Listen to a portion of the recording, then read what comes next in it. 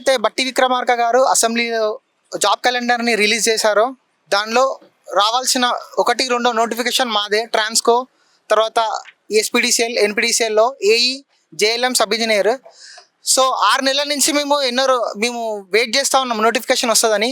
మధ్యలో సీఎం గారు ఏమన్నారంటే ఎస్సీ వర్గీకరణ జరగాలి, దాంతో అందరికీ లాభపడుతుంది ఎస్సీ వాళ్ళకి అని చెప్పినందుకు 2 నెలలు వాళ్ళు టైం అడిగారు, కానీ 6 నెలలు అయింది. అందరు చూస్తూ 6 నెలలు గడుస్తూనే ఉంది. ఈ నోటిఫికేషన్ గురించి మేమందరం నిరుద్యోగులందరం హైదరాబాద్లోనే ఉంటూ కోచింగ్ సెంటర్లను తిరుగుకుంటూ హాస్టల్స్లో ఉంటూ అక్కడ మేము రూమ్లలో ఉంటూ ఖర్చు చేసుకుంటూ ఉన్నాము.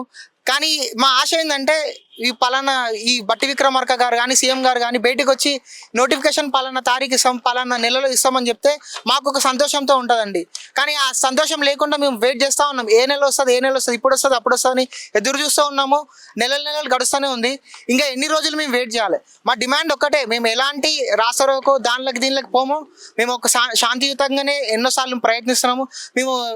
మేము సీఎండి గారిని కలిసినాము, ట్రాన్స్కో జెన్కోకి సంబంధించిన వాళ్ళని, ఎస్పీడీసీఎల్కి సంబంధించిన వాళ్ళని డిపార్ట్మెంట్లకు తిరిగినాము. తర్వాత ఈ కాంగ్రెస్ పార్టీ లీడర్స్ని కలిసినాము. అప్పుడు ఇస్తామని అంటున్నారు. డిపార్ట్మెంట్ వాళ్ళు ఏమో మాకు అవసరం ఉంది, కానీ గవర్నమెంట్ ఎప్పుడైతే ఓకే అంటుందో మేము వెంటనే వేయడానికి రెడీగా ఉన్నామని చెప్తున్నారు. కానీ గవర్నమెంట్ స్పందిస్తే వెంటనే మా నోటిఫికేషన్స్ రిలీజ్ అవుతాయి. దానికోసం మేము ఎన్నోసార్లు ప్రయత్నం చేస్తూనే ఉన్నాం. మీరు కూడా చూసి ఉంటారు, ఎన్నోసార్లు ఈ పవర్ సెక్టర్ గురించి బయటికి వచ్చి మాట్లాడినాం. మేము కూడా ఉన్నామని వాళ్ళకి తెలియజేస్తున్నాము. నిన్న మొన్న బట్టి విక్రమార్క గారు సీఎం గారు కూడా అన్నారు ఏంటంటే నోటిఫికేషన్స్కి గ్యాప్ ఇవ్వండి అని స్టూడెంట్సే అడుగుతున్నామని. ఎక్కడ మేము అలాంటిది అడగలేదండి. మీరు ఏ నోటిఫికేషన్ కొత్తది వేయలేదు. ఆ జాబ్ క్యాలెండర్ ప్రకారం మీరు నోటిఫికేషన్ వేయాలని మేము ఎంతో కోరుతున్నాము.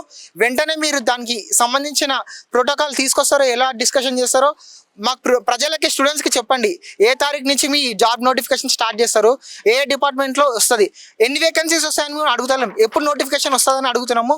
దానికి ఒక క్లారిటీ ఇస్తే ఇక్కడ ఉన్న స్టూడెంట్స్ అందరూ సంతోషిస్తారు. ఎందుకంటే కాంగ్రెస్ గవర్నమెంట్ వచ్చిందే స్టూడెంట్స్ ద్వారా, అది మీ అందరికీ తెలుసు, ప్రజలందరికీ తెలుసు. నోటిఫికేషన్స్ కోసం అని ప్రజలు ఎంతో మిమ్మల్ని కాంగ్రెస్ని గెలిపించారు. ఎంతోమంది పెద్ద లీడర్లు, రిటైర్డ్ ఐఏఎస్లు కూడా తిరిగిరు.